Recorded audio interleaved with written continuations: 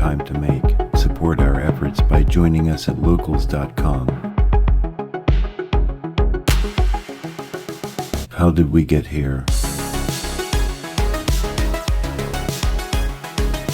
Information systems will become an important focus of attack, particularly for U.S. enemies seeking to short-circuit sophisticated American forces, and advanced forms of biological warfare that can target specific genotypes may transform biological warfare from the realm of terror to a politically useful tool. The CIA report delivered to Congress on Friday described the efforts of other countries to obtain weapons of mass destruction. That problem, particularly biological weapons, over the coming decade is going to be an increasingly serious one. Some of them are mobile. They can move them. They're in vans. The United States is forced to go in and take out these capabilities. From U.S. newspapers, October 14, 2001. Weapons of mass destruction, chemical, biological, nuclear, around the world. And you know what has no biological research facilities? Ukraine.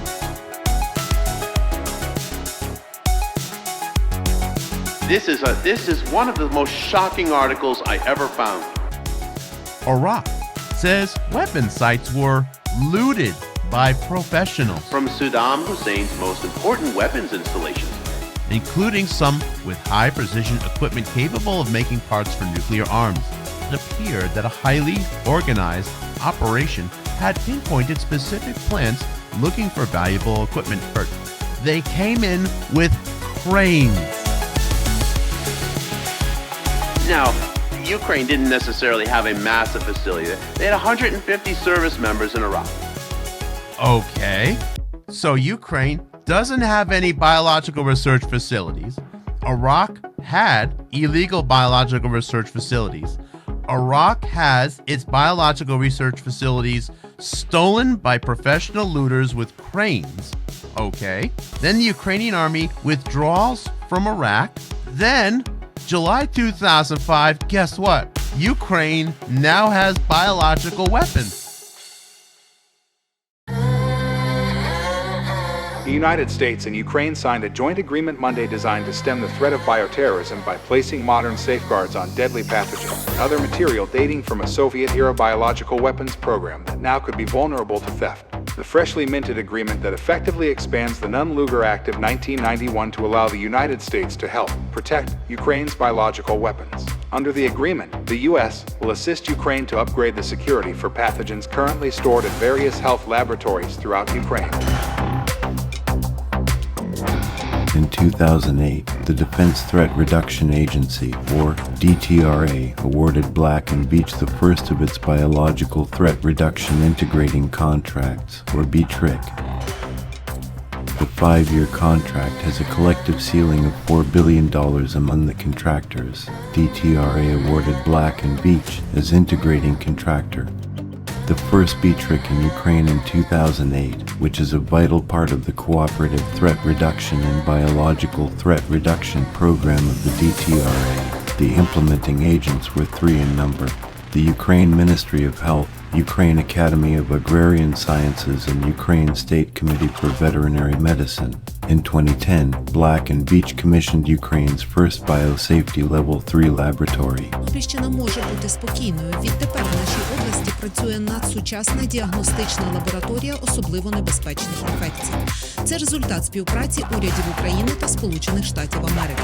This was the first BSL-3 laboratory commissioned for the DTRA, constructed by Black & Veatch to renovate a decades-old facility into a state-of-the-art diagnostics laboratory that will become the nexus of Ukraine's biosurveillance network. Ukrainian personnel were trained over 3 years from 2010 to provide Ukrainian scientists with the necessary resources to manage the BSL-3 laboratory and the Ukrainian biosurveillance system.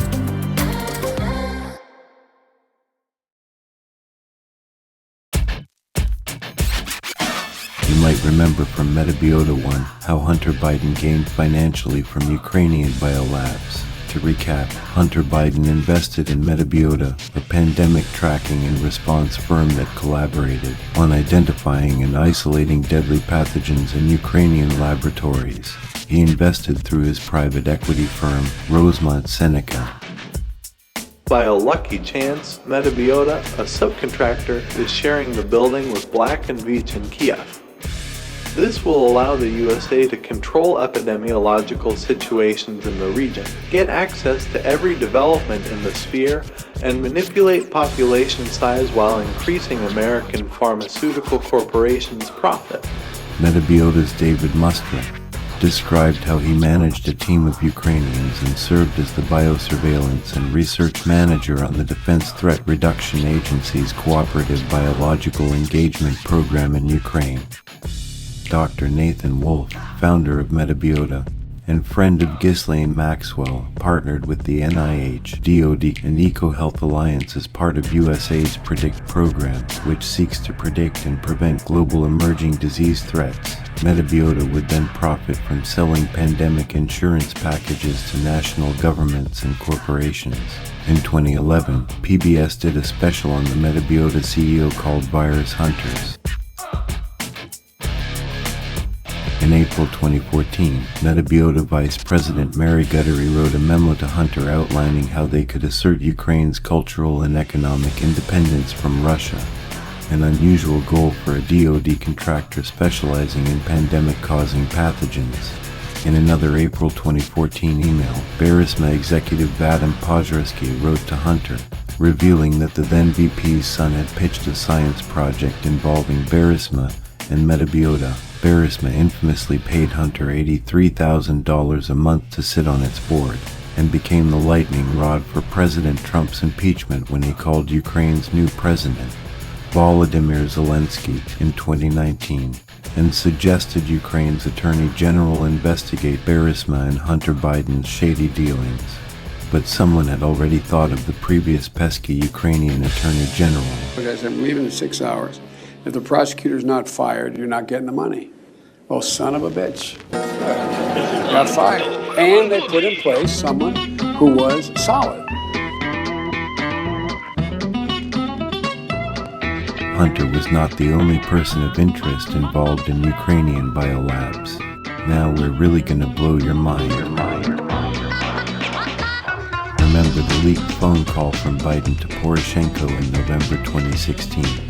This is getting very, very close. What I don't want to have happen, I don't want Trump to get in a position where he thinks he's about to buy onto a policy where the financial system is going to collapse and he's going to be looked to pour more money into Ukraine. That's how he'll think about it before he gets sophisticated enough to know the details.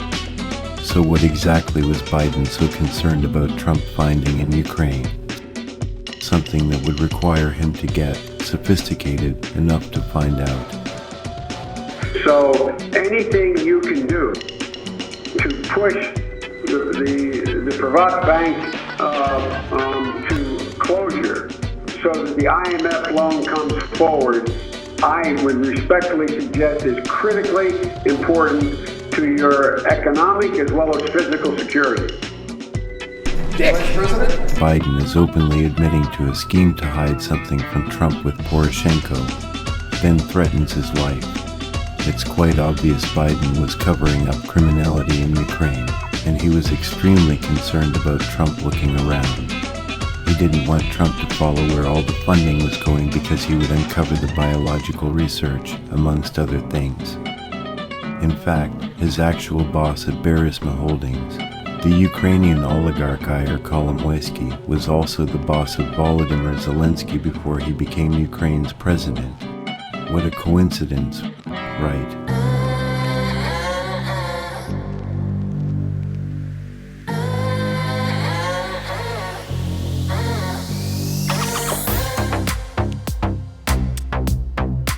Zelensky achieved national fame portraying a president on a hit television sitcom called Servant of the People, which was broadcast on a TV network owned by Ihor Kolomoisky. Kolomoisky provided security, lawyers, and vehicles for Zelensky's presidential campaign.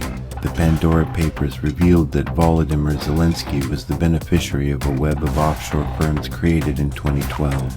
That same year, Zelensky's production company entered into a deal with Kolomoisky's media group and received $41 million from Kolomoisky's private bank. A 2012 study of Burisma Holdings by ANTAC, a nonprofit funded by George Soros and the State Department, found that the owner of Burisma Holdings was Ihor Kolomoisky, meaning Hunter Biden and Volodymyr Zelensky worked for the same Ukrainian oligarch. Russian media, quoted in State Department emails, referred to Burisma as part of Kolomoisky's financial empire. Kolomoisky had a controlling interest in Burisma Holdings. Kolomoisky also funded the Azov, Adar, and Dnipro battalions accused of shelling children in war crimes in eastern Ukraine. Human Rights Watch reported that Kolomoisky's battalions indiscriminately used unguided rockets and cluster munitions on populated areas in Donetsk. On text messages found in the Biden laptop, Hunter asks Hallie if she believed that he had children burned alive in Donetsk or children killed in Donetsk, Ukraine, likely referring to reports of Kolomoisky's war crimes in eastern Ukraine. In 2020, the Department of Justice accused Ihor Kolomoisky of laundering $4 billion from his private bank into American properties, meaning Joe Biden sent Ukraine $100 billion with Zelensky, Kolomoisky, and his son Hunter all tied to money laundering and offshore banking in Ukraine. Now, what does this all prove? That remains to be seen. Proof will come only when reporting and investigations are finally allowed to proceed, without collusion between government and media to censor and silence us. Until then, we must ask, how can one man, the sitting president's son, be found to be at the center of every single major world event of the modern age? COVID-19, the Ukraine war, pandemic research and insurance. It's all just a coincidence, right?